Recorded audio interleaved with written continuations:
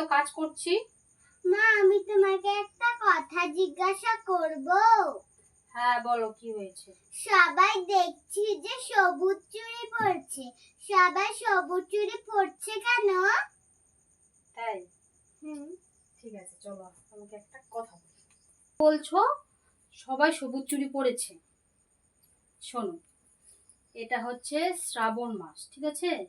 শ্রাবণ মাস, সেই জন্য তো সবাই সবুজ চুড়ি পরেছে। মা, কেন শ্রাবণ মাসে সবুজ চুড়ি পরেছে? শ্রাবণ মাস হলো শ্রাবণ মাসে আমাদের চারিদিক সবুজে সবুজে ভরে যায়। আর সবুজ হলো বুদ্ধির প্রতীক এবং সৌভাগ্যের প্রতীক, ঠিক আছে? সেই জন্য অনেকে সবুজ চুড়ি পরে। আর এদিকে আমাদের চারিদিকটা কি হয়, সবুজ প্রকৃতিতে ভরে যায়। একটা কথিত আছে, শ্রাবণ মাস নাকি বাবা মহাদেবের মাস। সেই জন্য শ্রাবণ মাসে সবাই মহাদেবের উপাসনা করে।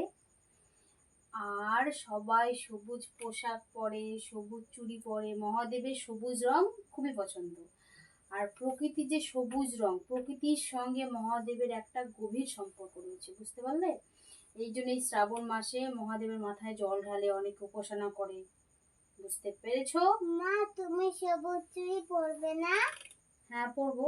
আমি পরবো না? তুমিও পরবে সবুজ চুড়ি? হ্যাঁ। ঠিক আছে, এক মিনিট দাঁড়াও। তাহলে বুঝতে পারলে কেন সবাই সবুজ চুড়ি পরেছে? এই যে দেখো, তোমার জন্য আমি চুড়ি নিয়ে এসেছি। দেখি, হাত দেখি, ওই হাত দেখি। তুমি আমার জন্য চুড়ি নিয়ে এসেছো মা? হ্যাঁ মা।